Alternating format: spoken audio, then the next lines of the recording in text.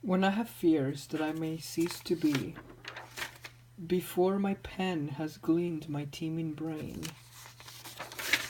before high-piled books in character hold like rich garners the full ripened grain, when I behold upon the night starred face huge cloudy symbols of high romance, and think that I may never live to trace their shadow with the magic hand of chance, and when I feel, fair creature of an hour, that I shall never look upon thee more, never have relish in the fairy power of unrelenting love, then on the shore of the wide world I stand alone, and think, till love and fame to nothingness do sink.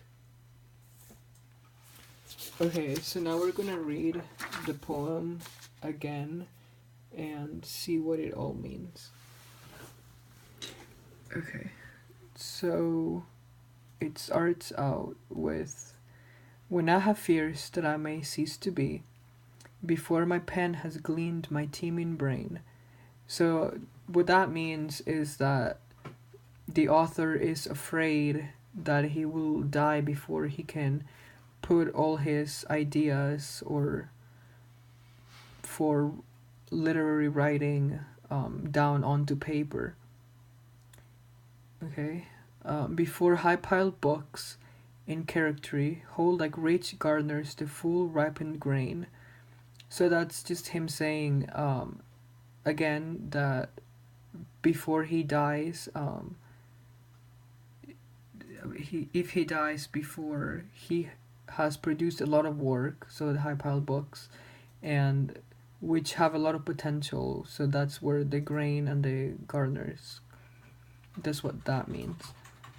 When I behold upon the night starred face huge cloudy symbols of high romance. So that's just him saying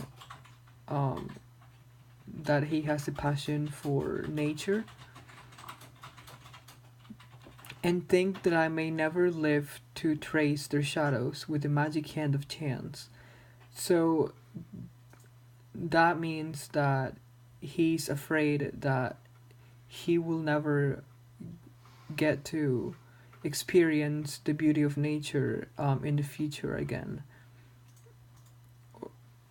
And when I feel, fair creature of an hour, that I shall never look upon thee more. So that can either be him addressing nature itself, or someone, possibly someone that he's in love with. Um, and he's just afraid that once he dies, they're not going to be a part of his life anymore. Or, or, and he won't get to be with them or see them. Never have relish in the fairy power of unrelenting love.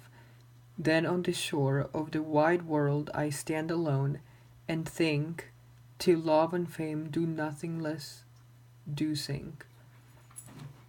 So that's him saying that his thoughts and his ambitions and his wishes to live on so that he can keep on loving this person, or that he can keep on experiencing nature, is pretty irrelevant to the larger scheme of life. Because if you think about it, the world will live on forever even if he's not there. So he's realizing that everything's just gonna keep on going, and that his death really can't change it, and that because of that, fame and the fortune from his poems might actually not be that important.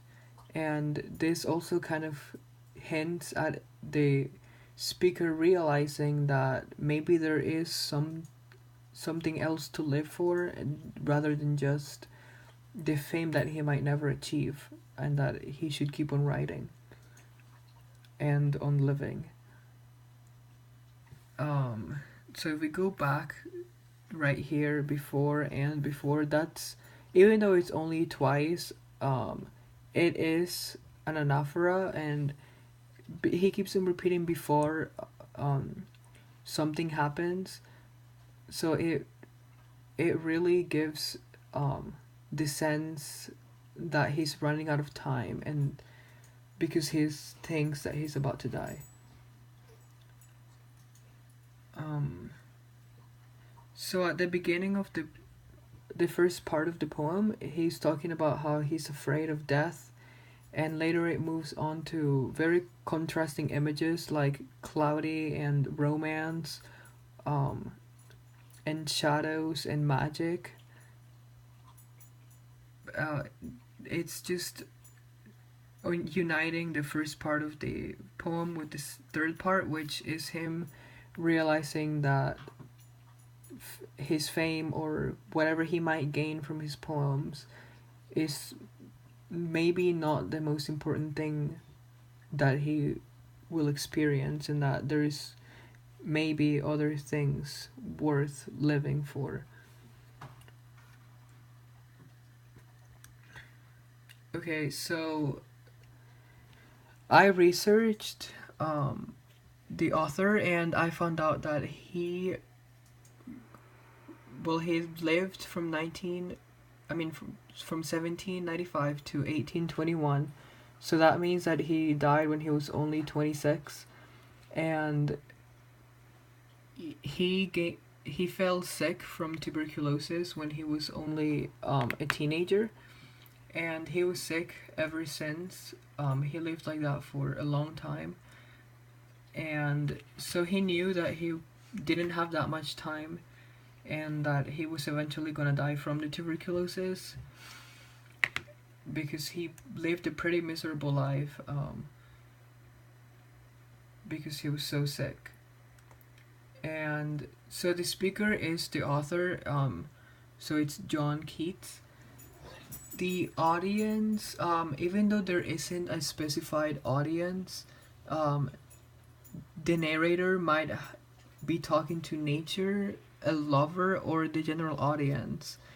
Or he might even be self reflecting. So there isn't a real audience, it might just be written for himself. So the purpose of this, he wrote this poem to explain how he felt about his life and his sickness.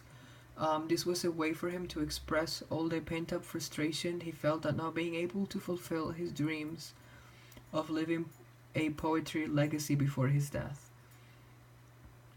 The subject is an imminent death before one can accomplish goals, and for the tone, I said that it was apprehensive because he thinks that he might die in the future, and unsatisfied because he is very sad that he won't get to write everything that he thinks that he can write if he was given more time in his life. And passionate because he sounds very passionate about him wanting to write and live on, and also about him wanting to experience nature and maybe even love.